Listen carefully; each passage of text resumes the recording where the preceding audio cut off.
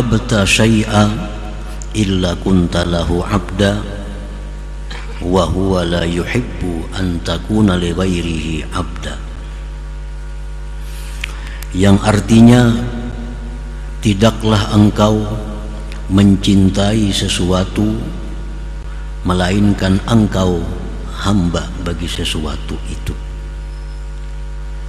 dan Dia Allah tidak suka bahwa engkau itu menjadi hamba bagi selainnya. Dalam hikmah ini ada dua masalah yang dibahas oleh beliau. Yang pertama, ma ahbabta syai'an illa kunta lahu 'abda. Tidaklah engkau mencintai sesuatu atau seseorang melainkan engkau menjadi hambanya. Nah, yang kedua, beliau menjelaskan bahwa Allah tidak suka bahwa kita ini menjadi hamba bagi selain Allah Subhanahu wa ta'ala. Al-qalbu iza ahabba syai'a aqbala ilaih wa khada'alah wa ata'ahu bi kulli ma ya'muru. Bermula hati apabila dia mencintai sesuatu, maka hati itu akan berhadap kepada sesuatu itu, dan tunduk itu hati bagi sesuatu itu, dan mentaati hati akan sesuatu itu pada tiap-tiap yang diperintahkan oleh sesuatu itu. Itulah sudah tabiat hati ini. Hati punya tabiat diciptakan demikian. Apabila dia sudah cinta dengan sesuatu, maka dia berhadap ke sana. Dia akan tunduk patuh dengannya, dan dia akan selalu ingat dengannya, dan selalu memperhatikan dengannya. Nah, itulah tabiatnya hati ini. Walaysa lil qalbi illa wijhatun wahidah.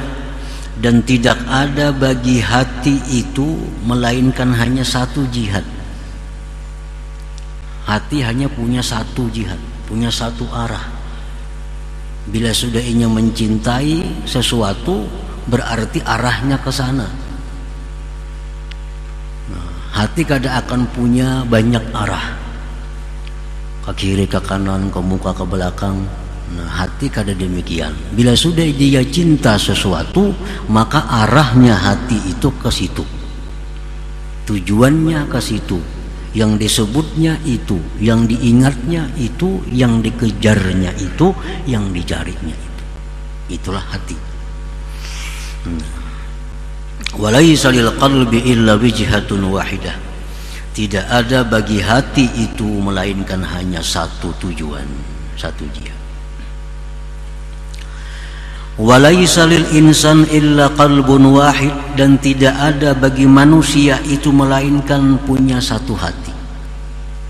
Nah, tidak ada manusia melainkan hanya punya satu hati. Jadi artinya bila manusia ini punya satu hati, hatinya sudah menghadap ke sana, maka ke sanalah manusia tadi. Kada akan ke kiri, ke kanan, ke belakang, kalau sudah menghadap ke sana. Qala Allah Ta'ala, firman Allah, ma ja'alallahu lirajulin min qalbayni fi jawfi. Allah berfirman, tidak menjadikan Allah bagi seseorang itu dua hati di dalam rongganya, di dalam tubuhnya. Allah kadang menciptakan dua hati, hanya satu. Nah, para muhibbin rahimakumullah, famahma aqbala 'ala Allah Ta'ala a'rada 'amma siwah wa kana 'abdan lahu bil haqiqah. Manakala berhadap seseorang atas Allah, maka dia berpaling dari selain Allah dan jadilah dia hamba Allah sebenarnya. Jadi kalau orang itu sudah berhadap kepada Allah, maka dia berpaling dari selain Allah, karena hati sebiji aja. Nah, hati kita sebutingannya. Bila sudah hati ini ampahnya kepada Allah, berpaling daripada yang lainnya, dan dia itu menjadi hamba Allah yang sebenarnya.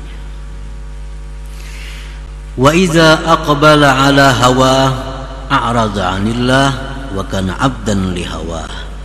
Bila mana hati seseorang itu berhadap kepada hawanya, keinginan-keinginannya, maka berarti dia berpaling daripada Allah. Berpaling daripada Allah. Bila hati kita menghadap kepada keinginan kita, baik itu benda, baik itu manusia, bila hati kita ke sana, berarti kita berpaling daripada Allah. Wa kana 'abdan li hawa, dan berarti dia itu menjadi hamba bagi keinginannya itu. Nah, para muhibbin rahimakumullah. Jadi hawa itu banyak. Orang yang jadi hamba hawanya. Hawa itu bisa berupa duit, bisa berupa kedudukan, bisa berupa lawan jenis. Nah, itu hawa. Bila orang sudah menghadap kepada hawanya, maka dia akan membelakangi dengan Allah Subhanahu wa ta'ala. Dia akan meninggalkan Allah dan dia menjadi hawa, menjadi hambanya si hawa tadi. Qala Allah Ta'ala fi dhammi man kana 'abdan li hawa. Allah berfirman pada mencela orang yang menjadi hamba bagi keinginannya.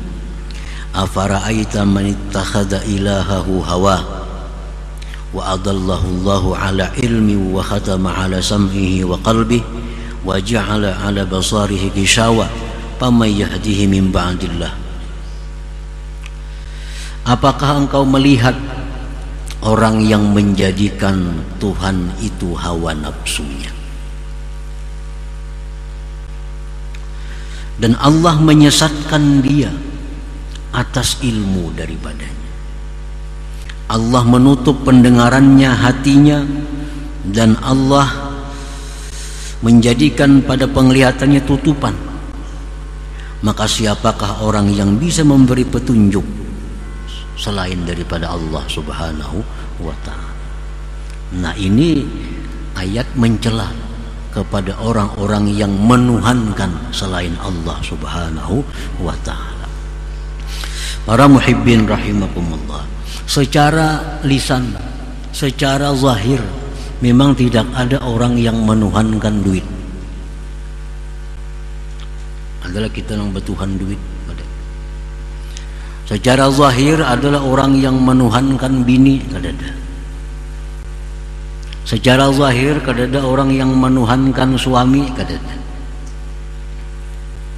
Tetapi pada praktiknya, dalam kehidupan sehari-hari, tanpa diakui bahwa dia adalah hamba harta. Bujur dalam sembahyang kita mengaku Tuhan Allah. Dalam kesempatan apapun kita mengaku Allahu Rabbi, Allah Tuhanku. Tetapi itu hanya pengakuan. Nah, praktik yang kita rasa, kita lihat, sebenarnya kita bertuhan harta. Buktinya kita selalu mengejar-ngejar harta, walaupun membelakangi dengan Allah Subhanahu wa ta'ala, walaupun rela melanggar hukum-hukum Allah, walaupun kita meninggalkan kewajiban-kewajiban kita demi mendapatkan harta. Ini pada hakikatnya adalah abdul mal, hamba harta, bukan hamba Allah Subhanahu wa ta'ala. Nah, demikian pula istri, suami mengaku bahwa Allahu Rabbi, Allah Tuhanku. Dalam sembahyang, di luar sembahyang, Allahu Rabbi. Tapi pada praktiknya, pada kenyataannya, banyak orang yang bertuhan suami, bertuhan istri. Nah, itulah yang dinilai oleh Allah Subhanahu wa taala, bukan hanya ucapan belaka. Allah kadang menilai Allah Rabbi, Allah Tuhanku. Tetapi yang Allah pandang adalah praktik sehari-hari kehidupan kita ini. Itu yang dijadikan Allah hitungan di akhirat kelak. Nah, Allah tidak suka bahwa kita ini menjadi hamba bagi selain Allah Subhanahu wa ta'ala. Para muhibbin rahimakumullah, Rasulullah sallallahu alaihi wasallam bersabda, ta'isa abdud dinar wad dirham wal qatifah waz zaujah ta'isa wan takas, ila akhir hadis. Rasulullah bersabda, binasa hambanya emas, binasa hambanya perak dirham, binasa hambanya pakaian, binasa hambanya istri, binasa dan terbaliknya. Nah, ini Rasulullah sudah menyatakan bahwa binasa orang yang bertuhankan harta, bertuhankan dinar, dirham, emas, perak, pakaian dan lain-lain tadi. Nah, para muhibbin rahimakumullah, jadi apabila kita mencintai Allah Subhanahu wa ta'ala, maka kita menjadi hamba Allah. Nah, bila kita mencintai Allah, berarti kita adalah hambanya Allah Subhanahu wa ta'ala.